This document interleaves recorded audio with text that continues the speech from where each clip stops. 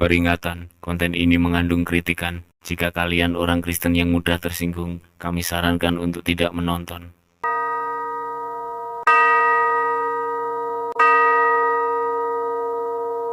Shalom. Shalom. Wah, 1 bulan tidak bertemu. Padahal cuma seminggu ya. Kemarin kita ada kejutan. Kita ada seri terbaru. oh ya. Apa namanya? Pengenalan seri terbaru kita ada Pledoi Ruang Penghakiman. Apa itu, John? Jadi Pledoi itu jadi tempat untuk sharing ya, untuk sharing firman. Firman. Kebetulan juga saya habis dari luar kota kan, ya tidak menginjak Solo berapa rentan minggu ini. Tulan terus aja, John. Iya ya. Kebetulan saya berhubungan dengan yang namanya lawyer ini ya. Ngapain? Nemenin. Nemenin Jadi, apa ya? Dapat duit nggak? Dapat duit. Dapat berkat. Dapat berkat ya. Berkat. Kebetulan ya berhubungan dengan hukum dan ke ibu kota ya, cerita ke ibu kota, terus main di Nusantara. Nusantara. Oh, belum. Oh, masih di Jakarta nanti. Jadi Di Jakarta. ini menarik setelah seminggu ya, berarti seminggu kita tidak ada bahasan ya, nggak ketemu juga.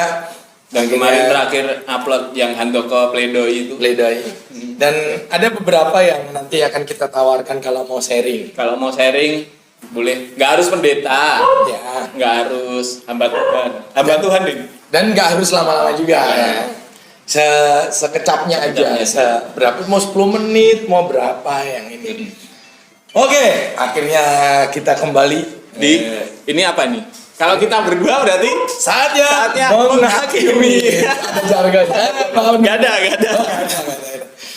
Oke, saat ini kita mau ngangkat tema apa nih? Dan sebelumnya kita ngucapin Selamat Jumat Agung. Ya, Jumat Agung. Ya, kita Jadi, merenungkan pengorbanan Tuhan di Ya. atas kayu salib ya. Kebetulan kami tadi yang saya ya Kamu merenungkannya dengan makan bersama.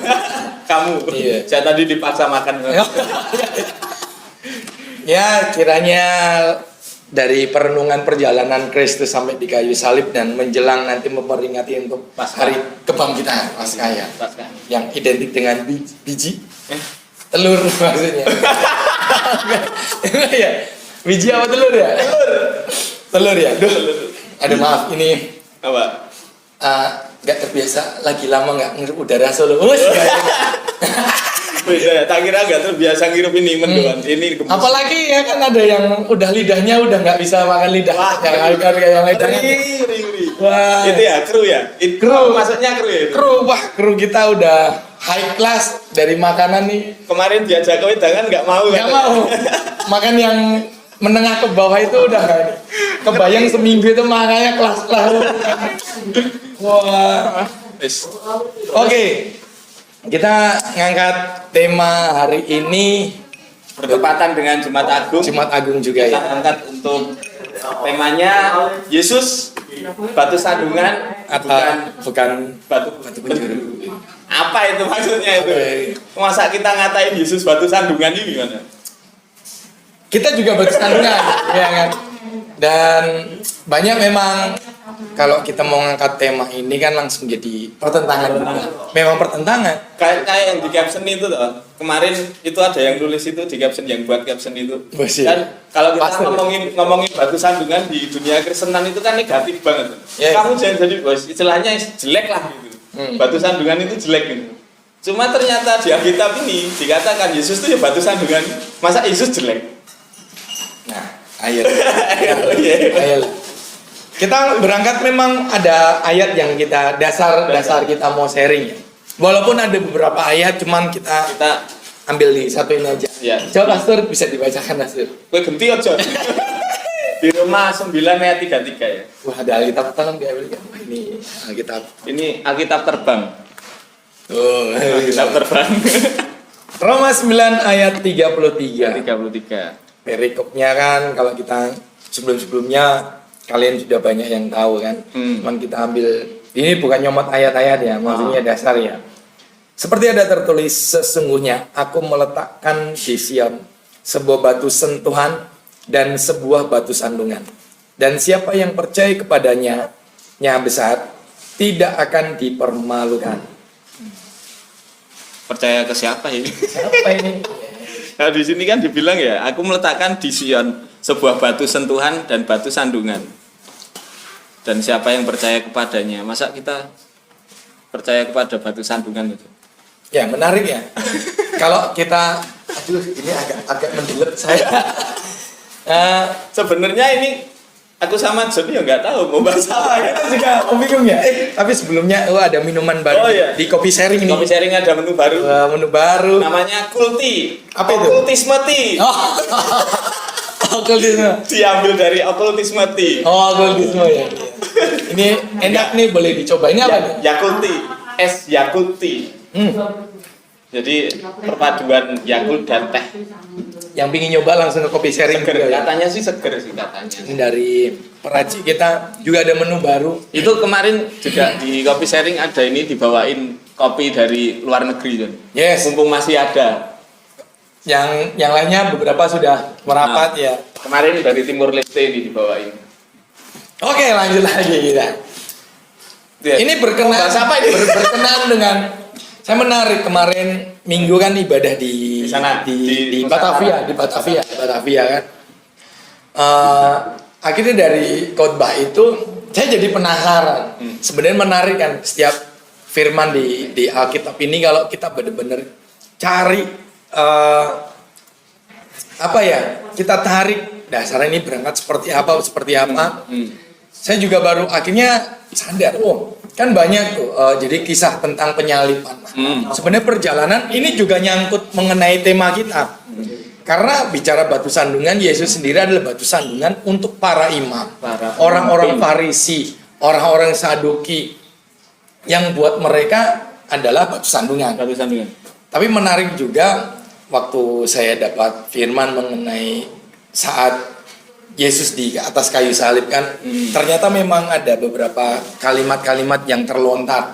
Bahkan kalau yang sudah pernah dengar ada 7 kalimat saktilah atau 7 kata terakhir Yesus yang macam-macam itu. Malah saya dari berangkat itu banyak hal saya coba pelajarin lagi. Ternyata benar juga ya, menarik dari apa ya? Semisal nih, ternyata nggak nyatet sih ya. Ternyata sudah ada yang kayak gini, sudah ada. Saya dapat dari ya ini dari inilah gerejanya yang ini ternyata kemarin. satu firman. Maksudnya apa ya, bagus juga ya sebenarnya. Jadi ada 7 kata terakhir Yesus di kayu salib. Kata pertama, Bapa ampunilah mereka sebab mereka tidak tahu apa yang mereka perbuat. Itu Lukas 23 ayat 34. Ya. Terus kata kedua, aku berkata kepadamu, sesungguhnya hari ini juga engkau akan bersama-sama dengan aku di dalam Firdaus. Ini yang penjahat ya. Penjahat sebelah kanan. Terus kata ketiga, ibu inilah anakmu. Setelah ia berbicara pada murid-muridnya, inilah ibumu. Kata keempat, Eli Eli lama sabachthani, yang artinya Allah Allahku mengapa engkau meninggalkan aku. Yang kelima, aku haus.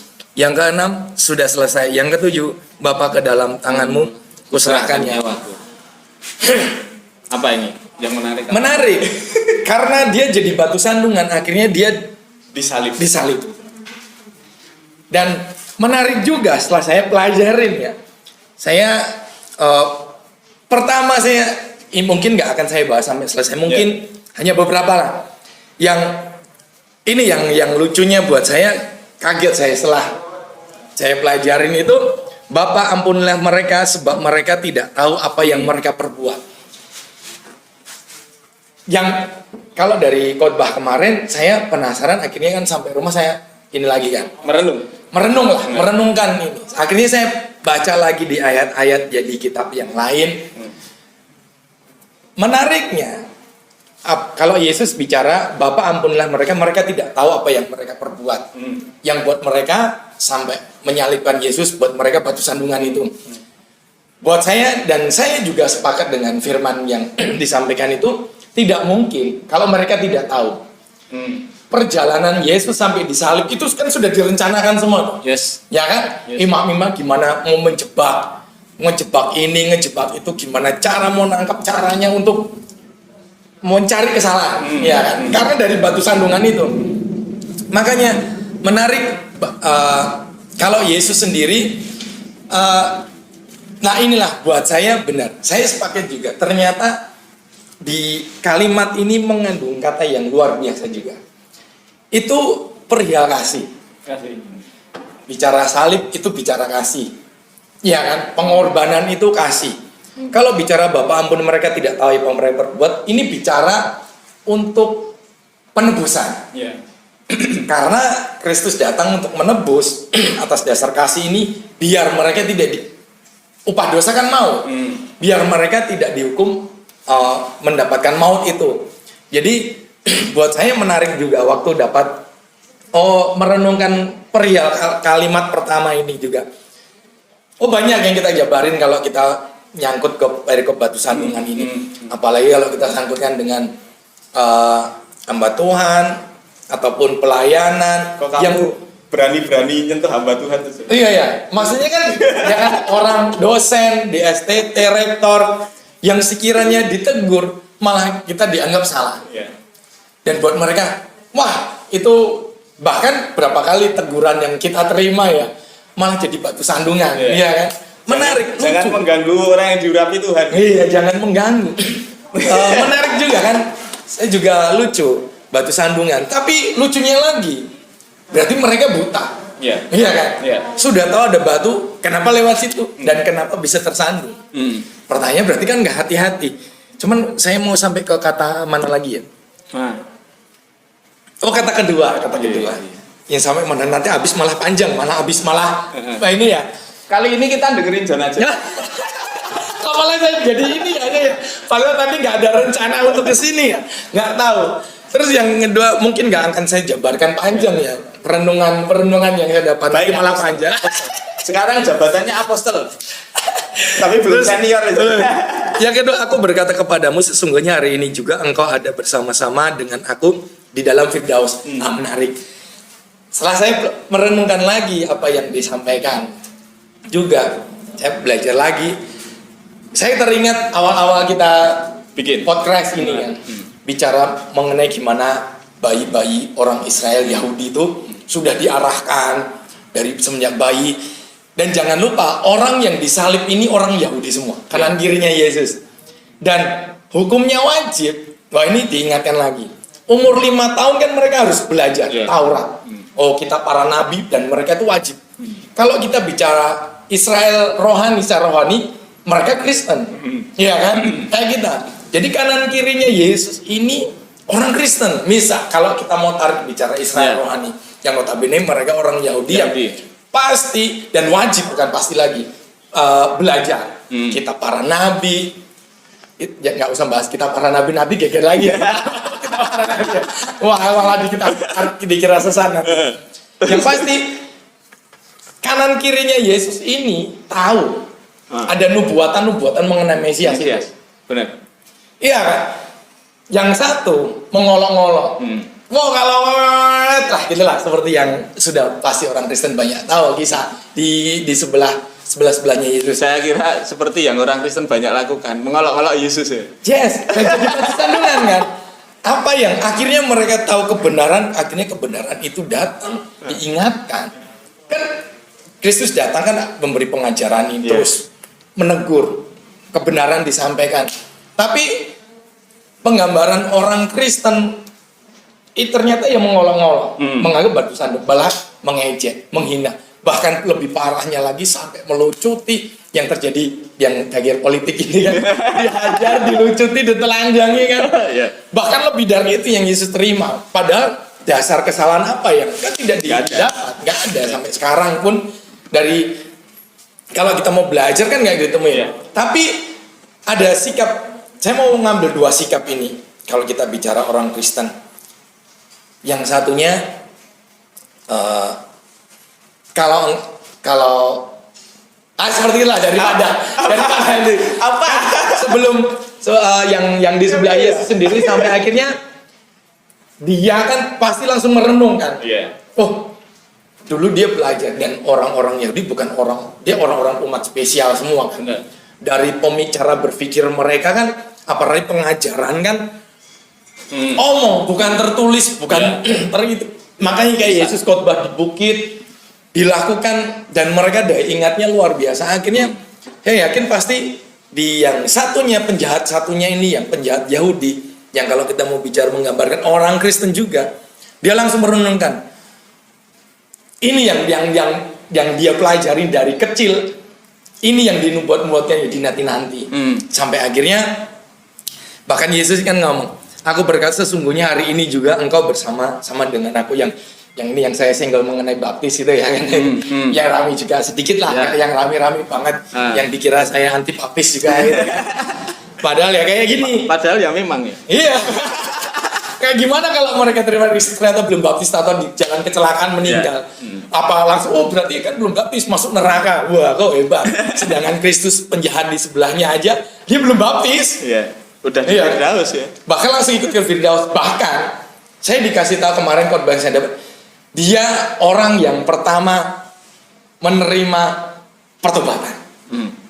Langsung dari Yesus loh dia. Bahkan dia yang orang tanda kutip kalau bicara rohaninya Kristen pertama yang menerima keselamatan ya.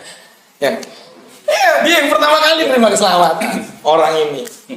Jadi ya berawal dari batu sandungan itu juga menarik. Saya antara mengerikan dan menyedihkan. Setiap kebenaran disampaikan memang langsung dikatain itu satir, sarkas. Sebenarnya kalau menganggap kebenaran disampaikan kayak ini nih ruang pangkal satir, sarkas, bicara batu sandungan, berarti kalau saya mau bilang melek dulu. Lihat kanan kiri. Makanya Kristus selalu bilang berdoa dan berjaga-jaga. Bicara was-was, lihat kanan kiri muka belakang. Dan ingat musuh kita sebenarnya siapa? Bukan darah dan daging. Musuh sebenarnya adalah si iblis. Kalau kalian menganggap manusia saudaramu musuh, kamu sudah jadi seorang pembunuh tanpa kamu menyentuh. Firman Tuhan bilang. Mau diterusin nggak ya? Kalau aku gini sih John. Oke, kita lanjut di situ ya. Apa ya? Kalau kita ngomongin satir atau sarkas ya, sebenarnya manusia paling satir dan sarkas itu Yesus itu. Kenapa? Kita tahu Yesus itu rabi, Yesus itu pengajar Yahudi, dia imam kan. Tapi yang diajarkan itu ditentang imam-imam yang lain, ahli-ahli Taurat, tentang orang-orang Farisi. Jadi kalau ngomongin karya keselamatan yang Yesus lakukan itu kan sebenarnya gini. Kalau aku beberapa tahun lalu merenung gini, sampai sekarang pun aku paling takut menentukan cara Tuhan untuk menyelamatkan. Maksudnya gini. Kayak seperti orang Yahudi apalagi ahli-ahli Taurat. Kalau dibilang di sini kan Yesus Tuhan itu menempatkan batu sentuhan dan batu sandungan. Enggak cuma batu sentuhan loh, tapi juga batu sandungan. Itu satu pribadi, Yesus. Yesus itu batu sentuhan dan batu sandungan. Batu sentuhan untuk orang yang percaya langsung dan batu sandungan untuk yaitu para pemimpin-pemimpin itu. Kalau kita ngelihat batu sandungannya gini, ahli-ahli Taurat, orang Farisi, orang Saduki, mereka yang tahu agama Yahudi, mereka tahu nubuatan tentang Mesias. Tapi yang di mindset mereka, Mesias itu harus begini, harus begini gitu loh. Yang sesuai pemikiran mereka. Pada akhirnya apa? Yesus berapa kali mau diangkat jadi raja? Dia nggak mau, lari. Kayak kabur. Yang terjadi saat Yesus ini memberi makan 5.000 orang. Saat itu juga setelah mereka kenyang mau diangkat jadi raja, tapi Yesus lari. Ya kan? Itu kalau Yesus mau, dia udah jadi Mesias menurut orang Israel. Terus yang diajarkan Yesus, kalau dibilang Yesus itu juga beberapa kali juga menentang tradisi soal mencuci tangan. Itu kan ditegur juga. Murid-muridnya itu tidak mencuci. Kalau kita bayangkan mencuci tangan itu kalau zaman dulu itu ada caranya ya, kayak orang wudhu kalau di saudara kita. Jadi kalau dibilang para rasul itu saat makan tidak mencuci tangan, enggak, mereka mencuci tangan, cuma mencuci tangan biasa. Cuma kalau secara tradisi Yahudi itu salah. Itu enggak kosher. Jadi orang Yahudi itu harus ada caranya mencuci tangan. Tapi jawaban Yesus apa? Bukan yang masuk ke dalam tubuhmu yang menajiskan, tapi yang keluar. Jadi itu kan juga menjadi menjadi batu sandungan lagi untuk orang-orang Yahudi. Jadi apa yang dikerjakan Yesus, apa yang dilakukan Yesus, itu ternyata tidak cocok dengan pemahaman orang-orang Yahudi pada saat itu. Dan pada akhirnya mereka bersepakat untuk membunuh Yesus. Kalau kita ngomongin Yesus, mungkin buat kita sekarang ya, orang Kristen sekarang lebih gampang lah. Kita percaya sama Yesus karena kita sudah melalui proses yang panjang, kita tinggal belajar gitu. Cuma pertanyaannya gini, kalau kita hidup di zaman yang sama kayak Yesus dan kita hidup di Israel sebagai orang Yahudi, mungkin, kemungkinan besar, bahkan mungkin pasti kita akan ikut menyalibkan Yesus. Kita juga akan tersandung, akan bisa ke sana juga ya. akan tersandung dengan apa yang Yesus ajarkan, dengan apa yang Yesus lakukan gitu. Dan kalau kita melihat zaman sekarang, apalagi kalau kita ngomong, makanya Kak, tadi kan sebelum kita on ya, aku kok kayak ini ya, kok kayak itu ada hubungannya dengan kedatangan Yesus yang kedua kali nanti. Kenapa? Sekarang kita itu diajarkan kayak gini loh. Nanti Tuhan Yesus datang kedua kali itu harus gini dulu, harus gini dulu, harus gini dulu. Itu kalau buatku bahaya. Kenapa? Karena itu nggak terjadi, kalian akan menolak Yesus. Karena yang di pikiran kita gini lah. Contoh gampangnya gini, rapture. Berapa kali aku bahas sama beberapa orang gitu soal rapture. Jadi sebelum Yesus datang tuh harus ada rapture dulu, harus ada orang-orang yang percaya itu diangkat dulu, tidak mengalami penganiayaan. Padahal di firman Tuhan ngomong orang yang percaya itu akan dianiaya. Terus piye? Kalau di rapture dulu orang-orang yang percaya nggak dianiaya, firman Tuhan juga gagal. Cuma yang terjadi orang yang percaya rapture itu banyak. Saya tidak anti rapture bukan. Cuma itu terjadi atau tidak nggak masalah. Bukan itu tujuannya. Kenapa? Kalau nggak terjadi rapture, kita akan kecewa, kita akan tersandung dengan firman Tuhan yang diajarkan. Mungkin ajarannya yang salah ya, cuma kan nyomotnya juga firman Tuhan gitu. Jadi kalau ngomongin soal batu sandungan ini ternyata di dunia kekristenan itu kadang ya, yang ngomong kebenaran itu malah jadi batu sandungan untuk orang lain.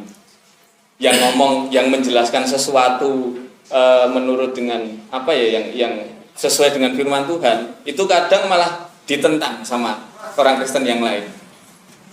Gitu. Jadi kalau ngomongin batu sandungan, aku berapa kali ngomong gini, aku cuma pengen gini, aku ada sekarang ini untuk jadi batu sandungan, ditentang sama istri.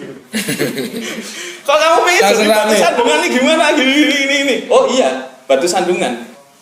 Kenapa? Kadang orang tersandung itu salahnya orang itu sendiri. Kok nggak ngeliat yang dibilang John tadi? Orang itu buta. Buta apa? Buta yang dimaksud di sini gini.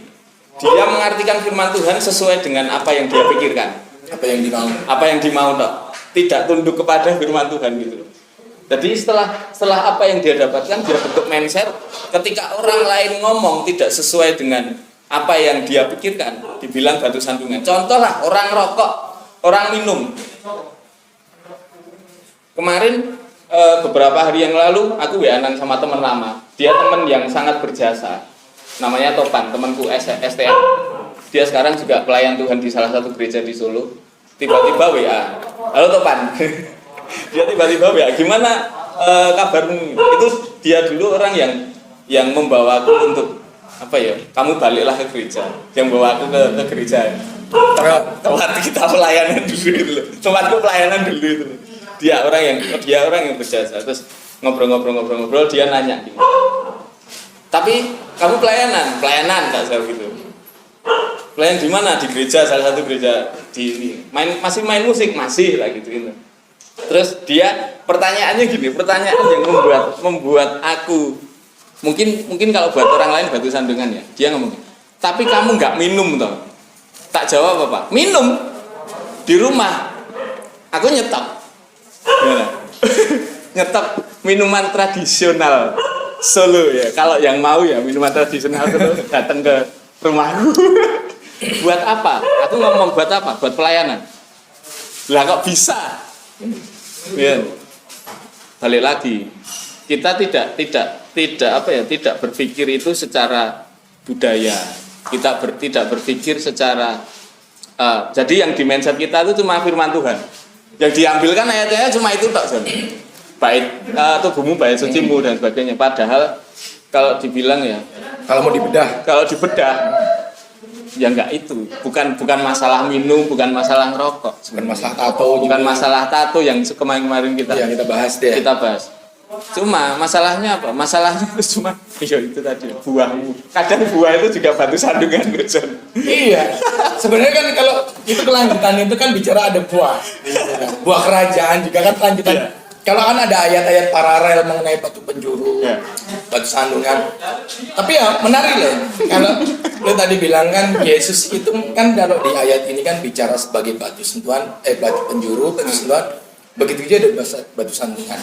Kan makanya itu tadi ini dua penjahat kanan kirinya Yesus ini mewakili yang mengartikan dan akhirnya sebenarnya kan Kristus datang untuk menggenapi, untuk menggenapi. Yes. Dan balik lagi kalau rangkuman seperti Handoko yang udah sampaikan itu adalah kan selalu diingatkan berkali-kali. Intinya kan kasih itu tadi. Balik lagi kasih pun itu jadi batu sandungan. Benar. Makanya itu. Benar. Kalau semua jadi batu sandungan, balik lagi kalau gimana ya? Enggak, kalau ngomongin kasih itu ya, mindset orang Kristen tuh, kamu mengasihi itu gimana ya? Yang baik, memberi, tidak baik, menyakiti, tidak padahal merokok. kan Yesus mengasihi loh. Cinta kepada rumah Tuhan membuat dia emosi. Itu kasih. Dan kalau bicara kasih kan, bait suci loh, John. makanya ya sebenarnya ini diingatkan lagi. Yang namanya kasih itu tidak hanya membenarkan apa yang salah, Ya. tapi juga menghajar. Jangan lupa. Yes. Dan jangan lupa ada murka juga di situ. Namanya seorang yang mengasihi barat ya sebenarnya tidak apple to apple ya. Kan selalu digambarkan, oh kalau kita orang tua punya anak salah kita hajar. Itu penggambaran. Nggak sebanding. Maksudnya kalau mau dibandingkan kasihnya Allah sebagai bapa dan kita sebagai anaknya dengan kasih bapa dunia ke anaknya nggak sebanding sebenarnya. Tapi balik lagi hanya untuk penggambarannya.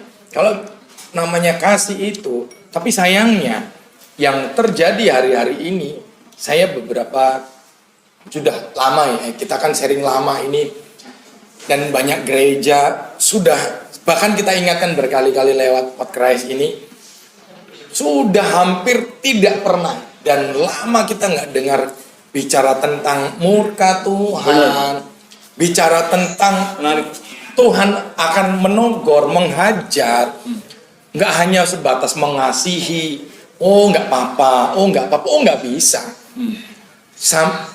Terus hal-hal yang benar-benar dasar bicara untuk keselamatan. Kalau bicara ini kan nyambungnya kan ke sana lagi. Bicara keselamatan dan kedatangan Kristus nantinya juga adalah orang-orang yang siap sebagai mempelai. Gimana ya namanya mempelai itu kan layak. Masuk kriterianya itu nggak main-main. Maksudnya kalau apa-apa atas dasar pembenaran. Apalagi kalau bicara, saya kemarin dengan ponakan ngobrol mengenai anak-anak beberapa STT yang liberal.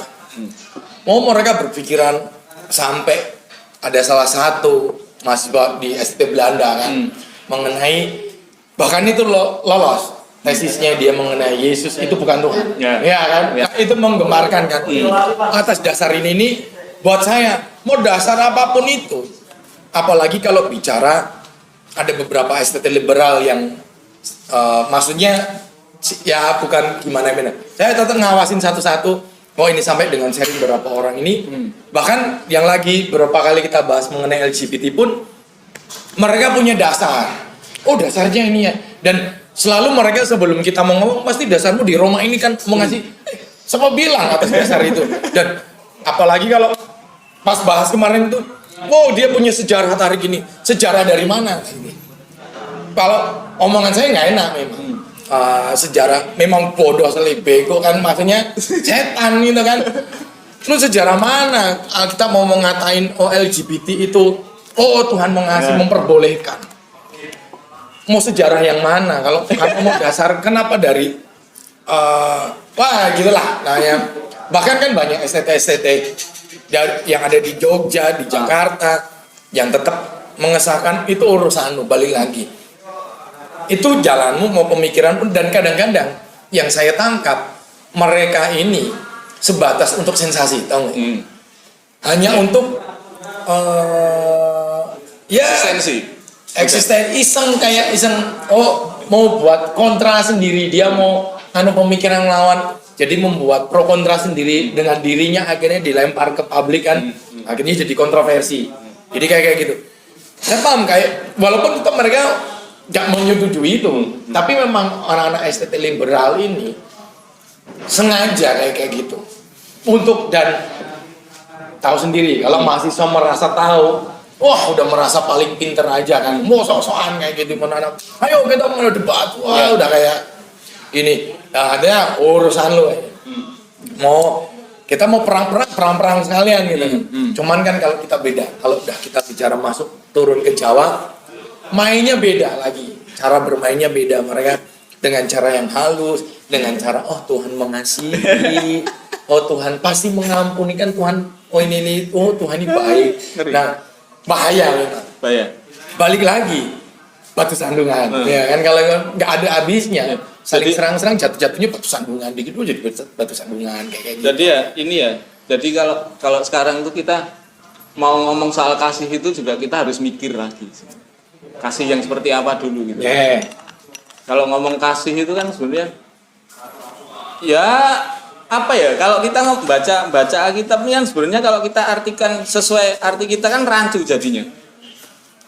Kalau kita baca di Alkitab nih sekarang kayak yang terjadi sekarang, kita ngomongin soal salib Tuhan itu yang diomongin kan cuma kasihnya. Padahal kan ada penghukuman di situ. Itu penghukuman yang seharusnya kita terima. Cuma yang diomongin cuma kasihnya aja. Di ayat yang lain itu cuma aku lupa ayatnya itu. Kalau kita sudah menerima Yesus dan kita masih melakukan dosa, kita nggak bisa diselamatkan. Itu mematahkan orang kalau terima Kristus pasti selamat. Iya. Ternyata kan enggak. Itu ada, cuma lupa sih apa ya. Jadi dibilang di situ kalau kamu sudah menerima keselamatan dan kamu masih melakukan dosa, dengan apa lagi kamu diselamatkan? Itu kan ngomongin soal oke lah, itu ada keselamatan iya. Tapi konsekuensi hukumannya itu tetap ada. Makanya kalau kita ngomongin soal Alkitab ya, sebenarnya tokoh utama di Alkitab ini cuma Tuhan, cuma Bapa, cuma Yesus. Dari awal sampai akhir, dari Kejadian sampai Wahyu. Entah itu ngomongin Alkitabnya orang Kristen atau Alkitabnya orang Katolik sama, ngomonginnya cuma Tuhan. Cuma yang dibilang, yang sering kita dengar nggak salah. Cuma ingatkan lagi, tujuan penyaliban itu apa? Nggak semata-mata untuk menyelamatkan manusia loh, tapi untuk memuaskan Bapa atas hukumannya ini. Tuhan itu kan adil. Kalau dengan apa memuaskan keadilannya? Dengan menghukum manusia sebenarnya, membinasakan semua manusia. Tuhan bisa. Cuma kan Tuhan juga kasih juga. Lah bagaimana menyatukan kedua ini loh, kasih dan keadilan Tuhan itu? Ya Yesus. Kalau kita ngomongin salib itu ya nggak cuma kasih dok, tapi ada kepuasan di Tuhan yang harus dilakukan Tuhan untuk memuaskan keadilannya itu. Ngeri kalau kita sudah terima Yesus, cuma kita masih sak-sae dhewe. Kita tidak berbuah, tapi buah yang benar loh ya. Tidak berbuah, dengan apa kita akan diselamatkan lagi?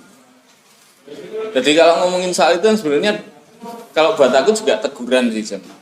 Hari ini perenunganku soal Jumat Agung adalah ini.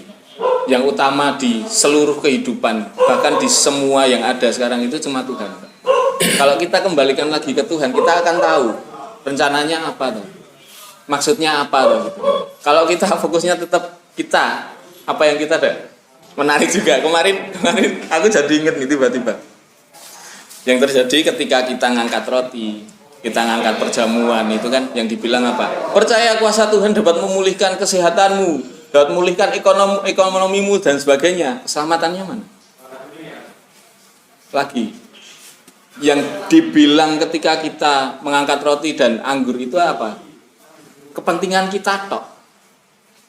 Padahal yang dibilang kayak tadi yang di ibadah kita tadi. Saat kita mengangkat roti dan anggur, kita memberitakan kematian Tuhan. Jadi kita khotbah kepada diri kita sendiri dan itu harus kita ingat, kita harus memberitakan itu untuk orang lain. Bukan soal pemulihan. Tidak ada kesembuhan di situ.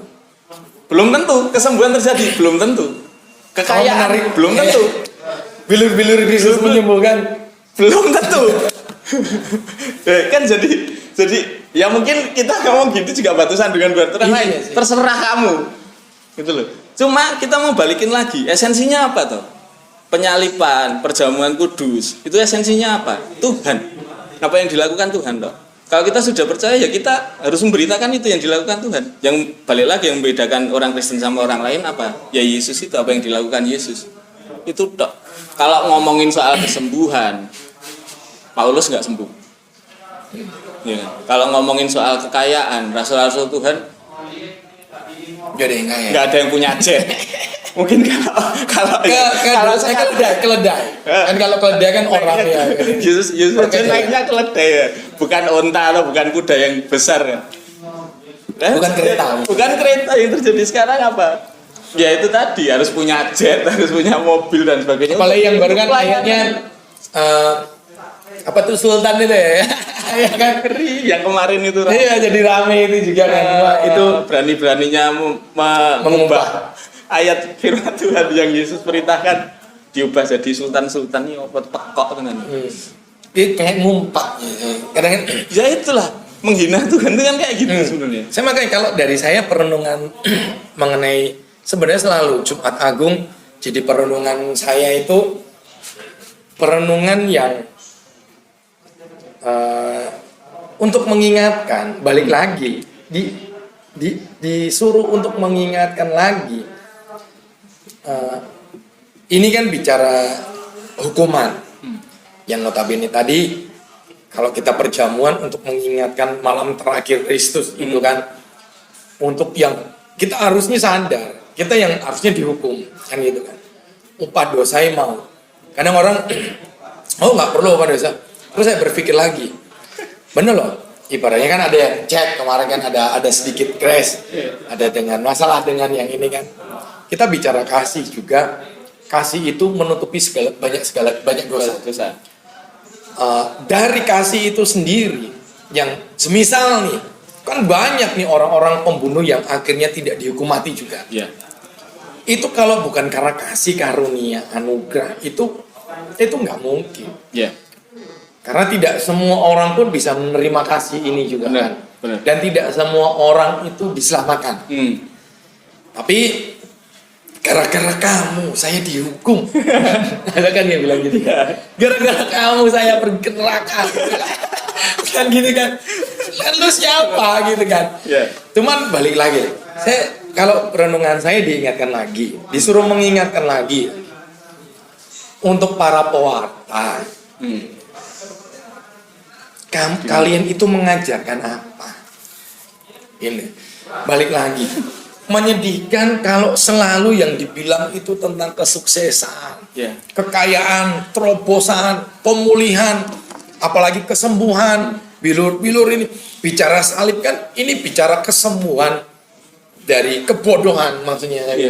Rohnya atau John, jiwanya kan jadi. Ya kita bicara untuk sembuh secara rohaninya.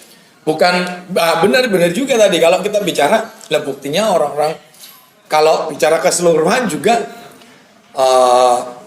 saya dari dulu saya ngikutin salah satu hamba Tuhan yang sudah meninggal sih. Seperti ada beberapa bukan mengidolakan ya. Cuman ada beberapa sharing dengan beberapa hamba Tuhan yang memang bicara tadi keselamatan. Tuhan sendiri keselamatan itu cuma-cuma. Dalam arti cuma-cuma memang dan kita pun tidak bisa mengejar keselamatan. Dan kita pun tidak bisa mencari keselamatan dalam arti dengan cara kita. Kan?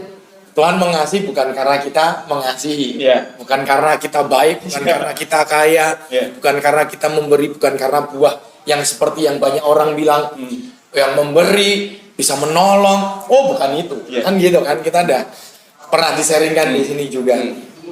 Tapi balik lagi ingatkan lagi mengenai murkatnya Tuhan, mengenai hidup kita singkat. mempersiapkan jemaat-jemaat kalian. Ya. Belum tentu keluar ibadah, keluar dari gereja, hidup bahkan waktu dengar khotbah bisa saja mati. Benar. Jadi oke lah bicara berkat, tapi berkat yang seperti apa?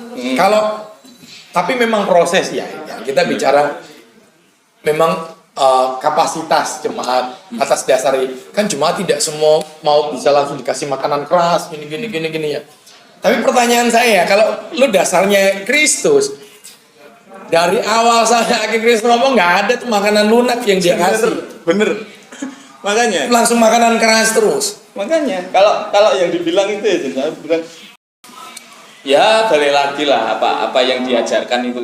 Jadi yang kemarin aku bilang kan, itu kebutuhan jemaat, kita harus tahu kebutuhan jemaat gini. Kebutuhan jemaat itu sebenarnya kebutuhan, bukan cuma kebutuhan jemaat. Kebutuhan manusia itu apa? Keselamatan. Udah itu dong. Kekayaan, kesehatan. Lah buat apa? Kita juga bakal mati. Ya kan? Gak pasti kaya, gak pasti sembuh. Kaya, gak pasti sembuh. Gak pasti pulih. Makanya kan menyedihkan sekali ya. Kalau buat aku menyedihkan sekali dan sangat kurang ajar ketika ada pengajar yang ngomongin kita sudah diselamatkan, kita pasti diberkati, kita pasti berlimpah-limpah. Sorry, maaf sekali, saya ngomong itu kurang ajar. Kenapa? Tuhanmu saja disalib. Karena kamu, ya. Orang-orang Kristen secara rohani, ya. Tuhanmu saja disalib loh. Tapi kan disalib untuk kita, untuk apa, pemulihan kita. Iya bener. Cuma ingat lagi, syarat mengikut Yesus apa? Pikul salib, sangkal diri. Ada enaknya nggak di situ? Tak tanya. Nggak ada enaknya. Makanya kalau kamu ikut Yesus mengharapkan hal-hal yang enak, mending ke Gunung Kawi. Nggak usah ikut Yesus. Seperti kemarin Presiden Zimbabwe. Ya kan Presiden Zimbabwe. Nah itu loh menarik kalau kita. Aku jadi inget itu John. Kalau yang kita baca yang di pasal 9 ini kan sebenarnya ngomongin soal Israel itu dipilih. Keselamatan itu dari Israel. Tapi pada akhirnya orang-orang Israel itu menolak. Mayoritas orang Israel itu menolak, dan akhirnya apa? Keselamatan malah untuk seluruh dunia. Dan itu memang sudah dinubuatkan sebelumnya.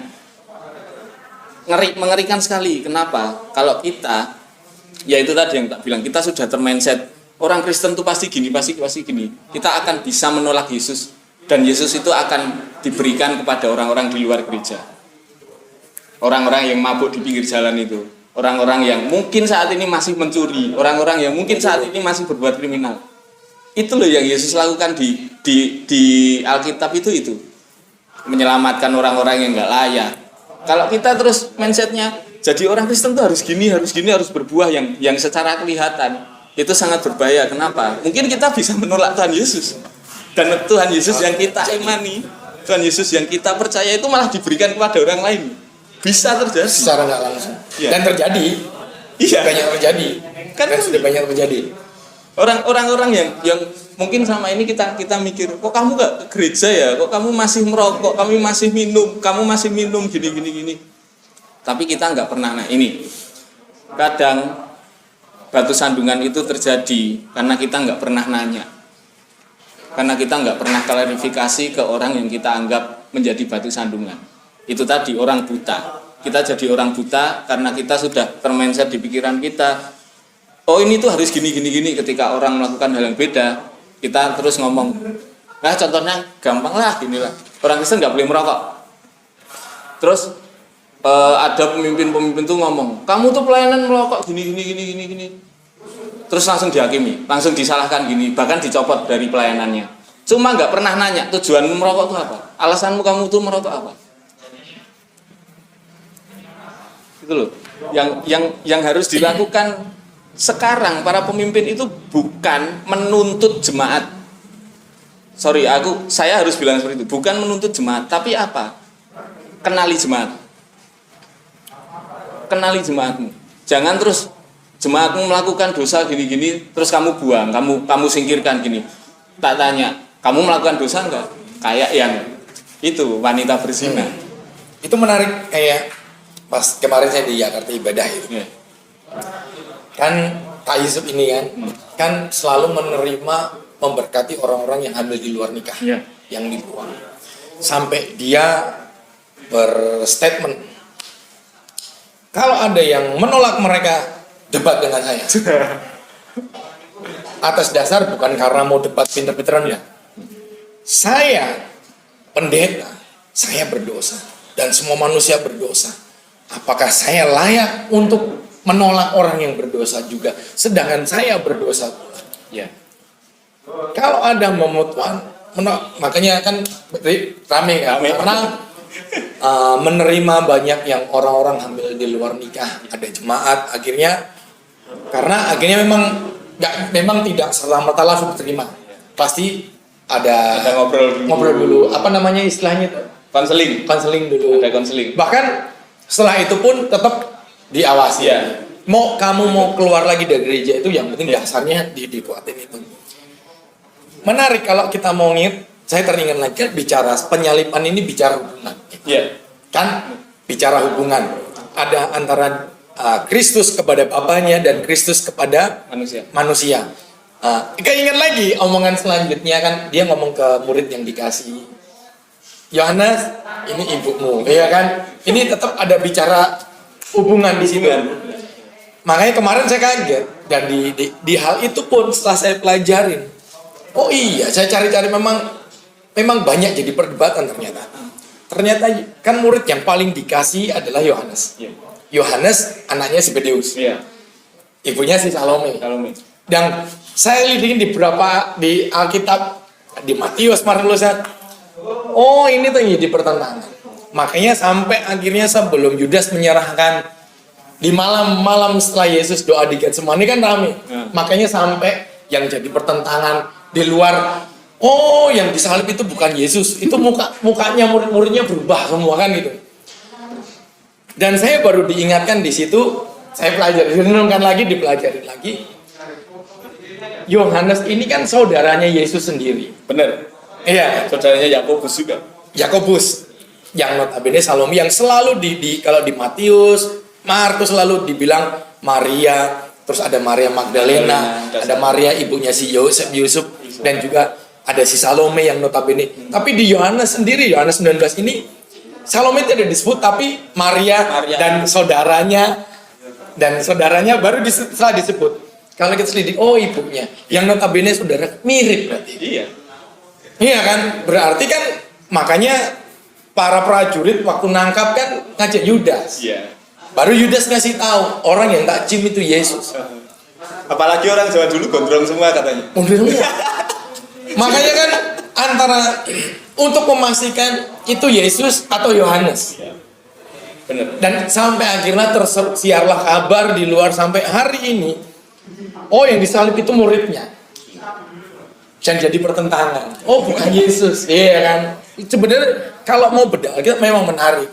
Padahal kalau kita balik ke sejarah ya nggak usah baca Alkitab lah. Yang disalib itu ya Yesus, sejarahnya udah ada, penelitiannya udah ada. Jelas. Dari abad ke-12, 13, 52, semua sejarawan raja-raja Romawi yang di sana. Bahkan lucunya lagi kan, waktu teriak Eli lama sabachthani sampai prajuritnya kan itu Romawi. Yesus kan lihat kita kayak Pak Gubernur Sena kan bahasa Aram. Ternyata saya belajar, oh iya saya teringat Mazmur 22. Yes. Iya kan? Kalau kita mungkin sudah banyak yang tahu, mungkin belum banyak yang tahu juga. Kristus ngomong ini kan, ini ngomong jangan lupa Yesus kan rabi. Benar. Dan jangan lupa orang Yahudi tadi, kita umur 5 tahun wajib belajar Taurat. Yang notabene setiap perkataan Kristus kalau yang sering kalian membaca, kita para nabi selalu disebut kita para nabi ini. Kalau kita bicara ada Henok, nanti rame ya. Nanti Coba ya batu sandungan lagi kan kayak gitu. Tapi ada kalimat-kalimat yang pengajaran yang Kristus keluar itu bicara dari kitab-kitab para nabi. Iya, perjanjian lama lah. Perjanjian lama dan kita para nabi itu. Dan bicara kita para nabi kalau itu kan bicara tentang orang yang nggak bersalah. Ya Mazmur 22 itu dihukum. Lahirnya dari situ, tapi balik lagi kan, Bapak mau kan nggak mungkin ada Bapak yang dia tahu, karena Makanya doa-doa sebelum sebelum di saat Getsemani, kalau boleh ini cawan berlalu. Karena tahu konsekuensinya seperti apa, tapi memang itu harus dilalui. Iya. Jadi kurang lebih ya menarik juga sih kalau mau kita bahas panjang mengenai Jadi gini lah. paralel ini ya. Kalau sekarang mungkin kita diingatkan gini, kita jangan cepat tersandung dan kita jangan cepat menganggap orang lain itu yang berbeda pandangan itu sebagai batu sandungan Dan menyalahkan batu sandungan itu. Yang terlebih dulu adalah kalau yang selama ini salah lakuin aja, yang terlebih dulu ya aku ngoreksi diri dulu apa tau sing salah gitu. Ternyata banyak juga yang salah sampai sekarang. Aku cara berpikirku, pola berpikirku kan udah beda dari dulu. Karena yang dulu itu ya apa sing tak terima, sing pengajaran yang tak terima itu sing tak yakini. Ternyata enggak semua benar juga. Banyak yang salah juga. Kenapa? Kita hidup di zaman Kristen modern, banyak teologi yang ya saling bertentangan gitu. Dan ternyata kalau kita ingin tahu Yesus yang benar tuh yang mana, ajaran yang benar tuh yang mana, ya ada semuanya. Tinggal kita mau nyari apa enggak. Nah makanya kalau kita ngomongin lagi lah Bambang Kursina itu sebenarnya kan secara tidak langsung gini ngomongin kamu jadi jemaat tuh jangan goblok banget lah. Istilahnya kalau kamu baca Alkitab tuh jangan ditelan mentah-mentah lah. Belajar lagi hal-hal yang lain, tradisi, belajar sejarah, belajar bahasanya, maksudnya kayak apa. Makanya kalau aku sekarang baca Alkitab itu enggak gampang. Karena apa? Kalau Alkitab kita bawa ke kehidupan sekarang banyak nggak match-nya, banyak nggak nyambungnya. Kenapa? Ini ditulis zamannya udah beda ribuan tahun yang lalu. Apalagi kita ngomongin perjanjian lama, tradisinya udah beda, budayanya udah beda, bahasanya udah beda. Ngomongin bahasa lah, bahasa itu perkembangannya cepat sekali. Kalau kita ngomongin rasul lah, contohnya kita ngomongin rasul sekarang sama rasul dulu itu beda. Ngomongin nabi beda, ngomongin Tuhan ya beda. Makanya kita kan ya balik lagi jadi jemaat itu jangan terlalu bodoh biar kita tidak tersandung. Biar pada akhirnya itu kita bisa menerima Yesus yang benar tuh yang gimana tuh. Pada akhirnya tuh jangan sampai yang kita merasa oh aku percaya Tuhan Yesus, aku sudah diselamatkan. Pada akhirnya kita malah menolak Tuhan Yesus dengan meyakini pengajaran-pengajaran yang belum tentu benar itu. Lebih baik salah jelas apalagi hampir benar ya kan bahayanya ya diingetin lagi jangan sampai kita terjatuh di hal-hal yang hampir benar, ngambil dari Alkitab cuma ternyata nggak benar, ngambil dari Alkitab sumbernya sama itu, ngambil dari Alkitab ternyata oh bukan itu yang dimaksud. Makanya balik lagi kita jangan cepat menganggap orang lain itu sebagai batu sandungan. Yang harus kita lakukan apa?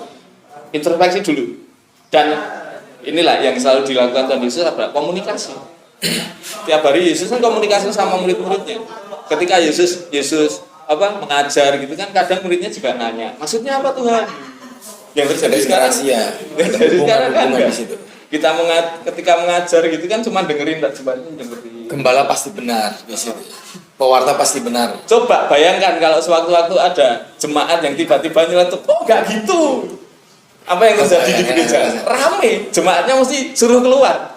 Disuruh, wah ini sandungan nih, mengganggu, suruh keluar. Kita nggak mau nanya maksudnya gimana gitu. Padahal seru juga ketika mungkin ya bayangin aja ketika ibadah ada pendeta khotbah gini. Terus tiba-tiba ada jemaat yang nggak setuju langsung ngomong, yang tak dapat bukan gitu Pak. Kan seru itu, terus jadi komunikasi gitu. Cuma ya harus hati-hati lagi. Kadang yang kayak gitu itu juga salah. Gitu. Jadi ya itulah. Kalau bangun komunikasi. Iya. Nanti kalau gereja liturginya berbeda malah menyalahi. Menarik ya. Ya kalau kita mau panjang-panjangin, ya, kalau kita mau agak panjang, apalagi kalau kita mau ngambil ayat yang paralelnya, nggak akan selesai. Yang pasti kita closing aja ya. Closing aja. Yang pasti closing tadi sudah di closing sebenarnya. Jangan menganggap orang lain sesuatu. Ini sebentar. Saya jadi keinget tadi saya berjalan. Panjang lagi ya. Bicara pemikiran kan, kita harus kan berpikir. Tadi saya pas mau pulang dari habis rapat kan. di jalan, bakar menyan itu tidak syirik. Iya. Gimana bakar menyan itu tidak syirik? Gimana tadi maksudnya? Bukan soal bakar menyan yang membuat syirik, tapi cara berpikir kita. Kalau apa tadi? Tapi lupa tadi. Gimana ya, saya lupa. Iya toh. Bakar menyan, gampangnya gini. Bakar menyan itu kan orang menganggap syirik tuh. Salah. Nah kalau saya tapi itu membakar dasmu gitu kan, maaf ya gitu. Kalau kepala lu tak bakar, jadi bukan soal bendanya yang dibakar, tapi cara berpikir. Kalau kita menganggap itu syirik, itu bukan karena bendanya. Kalau kita mau ngelihat batu sandungan, itu bukan orangnya atau batunya, tapi cara berpikirmu. Itu yang membuat itu jadi syirik, musyrik, jadi batu sandungan. Oh itu salah atau benar? Itu bukan karena lu sendiri nggak tahu. Ya. Lu nggak ngeliat Karena bodoh, karena buta bodoh itu tadi. Karena buta. Jadi menarik, saya ketawa di jalan ada baju yang pakai itu. Jadi bukan karena barangnya yang dibakar yang membuat syirik. Ya. Lah kalau pala lu gue bakar, kalau gue ngomong syirik lu nggak terima juga kan. Lalu menyalahin kemenyannya yang dibakar itu karena musyrik gitu kan. Jadi itu cara berpikir lagi ya kan? Cara melihat. Makanya sebelum menganggap orang batu sandungan, jangan lupa seperti hanya Kristus datang itu dijadikan batu sandungan, tapi juga batu penjuru. Dan secara nggak langsung itu kan tertanam di kita juga. Tertanam. Kita pun juga sebelum menganggap orang lain atau sesuatu hal yang orang lain lakukan salah atau benar atau bicara batu sandungan, coba kita buka mata kita dulu, buka mata hati kita, buka mata pikiran kita, dan tidak hanya membuka, tapi juga introspeksi lagi tadi, belajar lagi, bener enggak toh, salah atau enggak toh. Terus balik lagi bicara, ini adalah hubungan tadi. Coba diajak ngobrol, tak kenal maka tak sayang. Benar, komunikasi itu. Dan kenapa Yesus tidak mengangkat murid banyak-banyak kan karena itu ingin membangun hubungan pribadi. Cuma kan sekarang ya balik lagi lah, nggak salah juga ketika seorang pendeta mempunyai visi yang besar, gerejanya jadi gede gitu. Cuma coba pikir lagi. Ketika gerejamu gede, jemaatmu banyak, kamu kenal jemaatmu nggak? Pikir lagi. Sebelum kamu mempunyai visi, ya gimana malah kayak ngerang hamba Tuhan ya aku ya.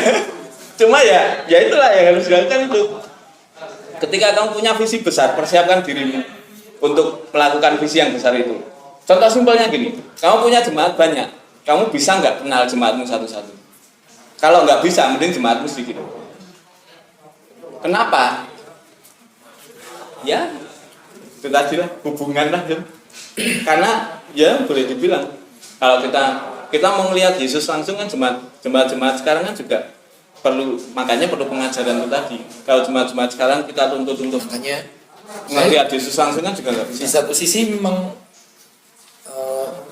ya sepakat nggak sepakat ya, mengacu kalau orang pembicara itu harus belajar, karena memang balik lagi ada pertanggungjawaban. Karena sewaktu-waktu misal tadi ada yang nanya langsung mendebat di jalan, kita nggak ada bekal ilmu, hanya berdasarkan itu nanti juga ya pasti jawaban nanti kan ada di bimbing Roh Kudus. Iya pasti di bimbing Roh Kudus. Tapi kalau tapi kalau kita sendiri nggak mempersiapkan, tapi balik ini kemarin ini mungkin terakhir dari kemarin tuh aku sempat komunikasi sempat WA sama salah satu klien Tuhan di Solo ini, dan aku diingatkan gini. Ketika sharing itu kan, aku sama dia sharing, aku diingatkan secara pribadi gini, yang sempat tak buat status apa enggak ya? Aku ngomong gini, pengalaman tanpa pengetahuan itu akan membawa kita kepada sesuatu yang salah. Yang terjadi sekarang, kesaksian itu diutamakan. Jadi pengalaman pribadi itu dibawa ke mimbar, dia pengalaman pribadinya disampaikan kepada jemaat, dan jemaat itu mengimaninya. Amin, amin. Yang terjadi di jemaat ternyata beda prosesnya. Jadi batu sandungan lagi. Makanya pengalaman, banyak pengajar-pengajar itu ya ngomongin Cerita pengalaman pribadi itu dijadikan pengajaran gitu. Tanpa dia belajar. Kalau aku sendiri ya mungkin ya nggak cuma pengajar. Jadi orang Kristen itu harus belajar. Biar nggak bodoh, biar tidak ditipu oleh bapak segala dusta tadi. Karena bapak segala dusta itu kalau ngomongin dia itu pinter banget. Dia hidup lebih lama dari kita. Dia berpengalaman. Kalau ngomongin kenal Tuhan, dia lebih kenal, Lebih dekat. Ya itulah. Kalau kita tidak membekali kita dengan pengetahuan, cuma pengetahuan yang benar ya. Cuma kalau kita cuma berdasarkan dan aku sampai ke kesimpulan gini. Dunia itu mengajarkan pengalaman itu adalah guru yang terbaik. Ternyata kalau buat aku kemarin ketika sharing itu tidak 100% tepat. Karena apa? Kita juga butuh sekolah. Kita butuh pengetahuan, belajar. Ada universitas yang sampai S1, S2. Itu kan untuk mengimbangi pengalamanmu itu tadi. Kalau kamu cuma pengalaman tok tanpa kamu dibekali yang lain, kamu bisa sesat. Kenapa bidat-bidat, kenapa ajaran-ajaran itu bisa salah? Mereka mengutamakan pengalaman. Aku didatangi Tuhan ngomong sama aku didatengin malaikat, diajar gini. Tapi kan Alkitab nggak ngomong gitu. Cuma Tuhan ngomong pribadi secara aku, jadinya apa? Sesat. Dibawa ke neraka. Bukan karena dosaku, tapi karena dosa kalian. Kan ngeri banget itu. Bahaya. Padahal, sudah. Ya mungkin bisa jadi iya ya, kita nggak tahu ya. Ya, maksudnya terus atas dasar itu ya statementnya yang keluar. Ngomong ya enggak John, bukan ya enggak, itu udah salah itu. Mau ngomong gimana? Kamu mau ngomong iya, ya enggak, yang disampaikan itu salah. Iya. Dia seakan-akan dia itu kayak Kristus gitu. Dia itu dipakai Tuhan dalam maut ya. Iya. Kamu mengambil tugas Kristus yang sudah dilakukan Kristus itu. Apa Kristus nggak cukup? Kalau dia ngomong kayak gitu, Kristus itu cukup. Udah selesai. Pentakosta cuma sekali, nggak ada 2, nggak ada 3. No. Kemarin aku ngomong sama John itu akan dipakai Tuhan untuk membawa Pentakosta ke-12 itu. 12 koma. Tapi balik lagi, yang penting hati-hati. Semakin kalau kita mendekat sama Tuhan, kita tahu pengajaran. Jangan lupa kan Kristus itu rabi. Yes. Murid-muridnya kan selalu belajar tiap hari. Memang tidak selalu harus baca Alkitab dalam arti, tapi kan selalu sharing dengan hamba-hamba Tuhan yang mereka terdidik, dengan orang-orang yang terdidik yang memang ada jurusan ke situ. Itu lebih baik daripada apa-apa hal-hal pribadi lainnya, ngobrol yang lainnya ya malah jadi masalah. Biar itu urusan pribadi, lepas pribadi ya. Gitu kan. Okay. Paling closingnya dari lu itu aja ya. Yang mana? Kalau saya sih yang penting ini tetap hati-hati. Ya, hati-hati Jumat Agung. Pas bebarengan dengan Jumat Agung, Jumat Keramat, dan Jumat Kiamat. Jadi hati-hati. Yang penting dari Eko tadi closingnya seperti itu. Kalau dari saya untuk mengingatkan, selalu ingatkan akan adanya murka, akan adanya hukuman itu, akan ada orang Kristen tidak pasti kaya, tidak pasti sembuh. Orang Kristen tidak pasti berhasil dalam arti hal dunia.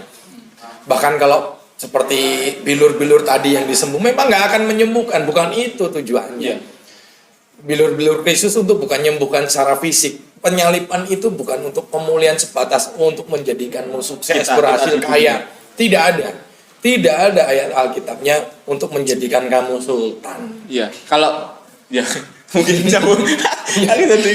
nyambung lagi. Kalau kita ngomongin cuma yang kelihatan sekarang ya, Alkitab nggak bakal nulis ada bumi baru. Alkitab nggak bakal nulis kita akan diberi tubuh baru. Kalau itu tujuannya untuk sekarang. Alkitab nggak akan ada ngomong kekekalan. Karena apa? Yang Tuhan Yesus lakukan itu tidak ngomong dunia sekarang, tapi nanti. Bumi yang baru, langit yang baru, kekekalan kita, tubuh yang baru. Sekarang kalau kita ngomong tubuh kita itu bait suci, ya oke sekarang. Itu untuk mengingatkan kita supaya kita berhati-hati. Kalau kita lebih dalam lagi baca konteksnya, itu ngomongin soal perzinahan. Bukan ngomongin soal rokok, bukan ngomongin soal minum, bukan ngomongin soal yang lain. Itu ngomongin soal perzinahan. Konteks perikopnya Ngomongin soal itu. Dan itu kita akan tinggalkan tubuh kita. Yang penting apa? Kemarin aku kebetulan seminggu kemarin tuh banyak komunikasi sama teman-teman tuh, banyak diingatkan juga. Semua hal yang terjadi, semua hal yang kita terima, semua hal yang kita ada sekarang itu tujuannya untuk apa? Supaya kita ingat tokoh utamanya di dunia ini siapa? Tuhan. Percuma kita sudah termindset, ini harus gini, harus gini. Cuma pada akhirnya kita mengandalkan diri kita lupa sama Tuhan. Kita nggak ingat Tuhan. Semua yang terjadi itu kalau kita fokusnya ke Tuhan itu benar. Cuma kalau kita fokusnya ke diri kita supaya kita tadi kaya, supaya kita sembuh, supaya kita berlimpah-limpah di dunia sekarang, hati-hati. Jangan-jangan kamu egois. Karena apa? Tuhan tidak ada di otakmu, tidak ada di hatimu. Yang terjadi apa? Di Wahyu. Tanda binatang itu akan ada di dahimu atau akan ada di tanganmu. Dahi itu ngomongin soal pikiran, tangan itu ngomongin soal kelakuan. Apa yang kamu pikirkan, apa yang kamu kerjakan, itu ternyata kamu mengerjakan dari si jelek, dari iblis, bukan tanda dari Tuhan. Yang kamu pikirkan, kamu kerjakan, yang ada di hatimu bukan Tuhan. Itu aja. Oke. Jadi seperti itu, sekali lagi selamat merayakan Jumat Agung dan selamat Paskah besok minggu juga. Kalau bisa, ini harus merayakan nih. Kalau apa Natal ya? Kan katanya banyak. Harusnya justru ini kan yang harus dirayakan. Dirayakan yang besar-besaran. Iya. Ya memang benar sih, Paskah tanpa Natal nggak ada kelahiran kan, nggak ada kematian. Iya. Cuma kan terus nggak ada kebangkitannya juga. Harus utuh lah. Jangan cuma Natal. Jadi seperti itu. Yang penting tetap merenungkan Kristus Angela. Yes. Kalau selalu orang-orang yang bersekolah itu Kristus entris, ya sudah. Berarti pusatnya Kristus. Apa yang kamu sampaikan Kristus, apa yang kamu tunjukkan Kristus. Bukan apa yang kamu tampilkan gerejamu yang besar, apa yang kamu tampilkan kegiatanmu, apa yang kamu tampilkan yang kamu punya. Bukan itu. Bukan kegiatan-kegiatan pelayananmu. Tapi benar-benar yang kamu tampilkan ini ya Yesus itu sendiri. Yesus itu sendiri. Baiklah, sampai jumpa sudah 1 jam? 1 jam ya. Terima kasih. Tuhan Yesus memberkati.